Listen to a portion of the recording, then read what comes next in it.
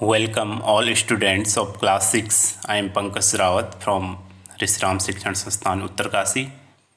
I will teach you computer. This is cover page of your book, The Brain Game, based on Windows 7 and MS Office 2010. This is the main contents of your book. There are total 11 chapters. First chapter is computer story. Now I will divide it in two parts: generation of computer and a classification of computer.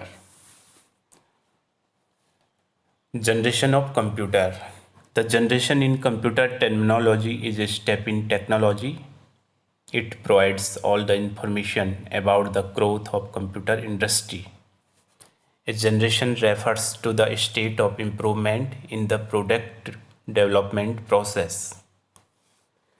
Computer generation में आप जो present time के computer देखते हैं वे पहले जैसे नहीं हैं।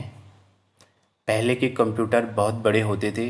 धीरे धीरे टेक्नोलॉजी में बदलाव आया और कंप्यूटर का वर्तमान स्वरूप प्राप्त हुआ। इन बदलाव को ही हम कंप्यूटर जनरेशन के रूप में जानते हैं। और आज तक या अभी तक हमारे बीच में 5 जनरेशन के कंप्यूटर आ चुके हैं। अब मैं आपको प्रारंभिक कंप्यूटर से वर्तमान कंप्यूटर के बीच जो टेक्नोलॉजी में बदलाव आया उसको वन बाय वन बताऊंगा। Computer have been broadly classified into 5 generation. First generation computer का जो टाइम पीरियड है वो है 1940 to 1956। First generation computer used vacuum tube as their main component. First generation computer जो थे उनमें वैक्यूम ट्यूब का यूज़ किया जाता था। They consume high electricity, they were very large in size. In computer में विंडोज़ या ऑपरेटिंग सिस्टम का यूज़ नहीं किया जाता था। इनको ऑपरेट करने के लिए जो प्रोग्राम बनाए जाते थे वो कंप्यूटर पंच कार्ड में स्टोर करके रखे जाते थे। फर्स्ट जनरेशन के जो कंप्यूटर थे इनकी डेटा स्टोरेज कैपेसिटी बहुत कम थी, प्रोसेसिंग स्पीड बहुत स्लो थी। और फर्स्ट जनरेशन कंप्यूटर जो थे वे मशीन लैंग्वेज पे बेस्ड थे। मशीन लैंग्वेज मींस वो लैंग्वेज जो बाइनरी फॉर्म में होती है, 1 and 0 की फॉर्म में। इसके बाद सेकंड जनरेशन कंप्यूटर्स का time period 1956 to 1963।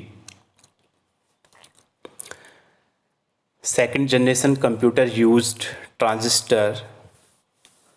Vacuum tube के बदले यहाँ पे ट्रांजिस्टर का यूज़ किया गया था। These computers were smaller in size as compared to first generation computer। First generation computer के मुकाबले इनका साइज़ छोटा था। They consumed less heat and less electricity। First generation के मुकाबले ये कम हीट और कम इलेक्ट्रिसिटी को कंज्यूम करते थे। Second generation computer based on assembly language. Second generation के कंप्यूटर असेंबली लैंग्वेज पे बेस्ड थे। इसके बाद बात करते हैं हम थर्ड जनरेशन कंप्यूटर्स की। थर्ड जनरेशन कंप्यूटर्स का जो टाइम पीरियड था वो था 1964 to 1971। अब यहाँ पे ट्रांजिस्टर के बदले इंटीग्रेटेड सर्किट का यूज़ किया गया थर्ड जनरेशन कंप्यूटर में। थर्ड जनरेशन कंप्यूटर में किसका यूज़ किया गया? इंटीग्रेटेड सर्किट, या जिसको हम आईसी भी कहते हैं। They used an operating system that allowed machine to run many programs simultaneously।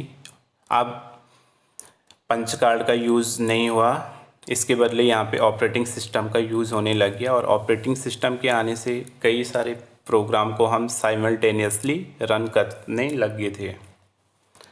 और यहाँ पे जो लैंग्वेज यूज होगी बेसिक एंड कोबोल।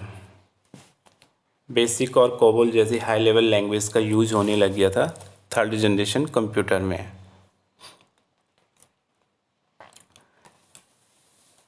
इनका जो साइज़ था वो सेकंड जनरेशन कंप्यूटर के कंपेयर में छोटा था। इसके बाद बात आती है fourth generation computer. Fourth generation computer का टाइम पीरियड था 1971 टू प्रेजेंट, मतलब आज तक के जो कंप्यूटर हैं ये फोर्थ जनरेशन में ही आते हैं। थर्ड जनरेशन कंप्यूटर में किसका यूज़ किया गया था? Integrated circuit. लेकिन यहाँ पे जो फोर्थ जनरेशन कंप्यूटर थे यहाँ पे लार्ज स्केल इंटीग्रेटेड सर्किट और very large scale integrated circuit, जिसको हम माइक्रो प्रोसेसर नाम देते हैं, इसका यूज़ किया गया था। फोर्थ जनरेशन में माइक्रो प्रोसेसर का यूज़ किया गया था।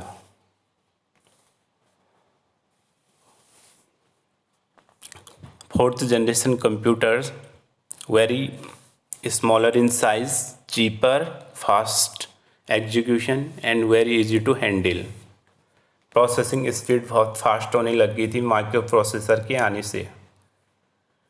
इसके अलावा एक स्थान से दूसरे स्थान तक ले जाने के लिए बहुत ही पोर्टेबल कंप्यूटर थे, साइज छोटा था इनका।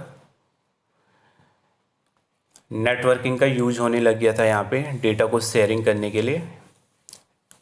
और जो लैंग्वेज यूज होने लगी थी फोर्थ जनरेशन में, ये C++, SQL, इन लैंग्वेज का यूज़ किया गया था। इसके बाद बात करते हैं हम फिफ्थ जनरेशन कंप्यूटर्स।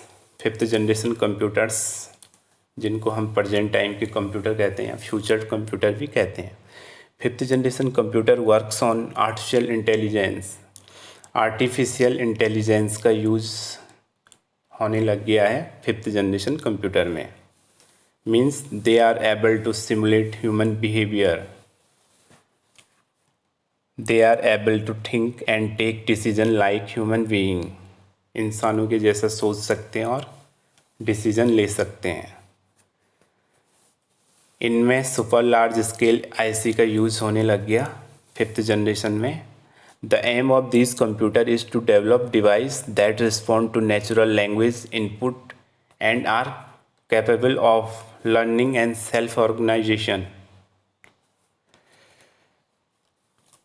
और आप लोग इसके जो एग्जाम्पल हैं आप लोग अपने स्मार्टफोन में देखते होंगे, Google Assistant, Alexa, Siri, these are the example of the fifth generation computers. Robotics.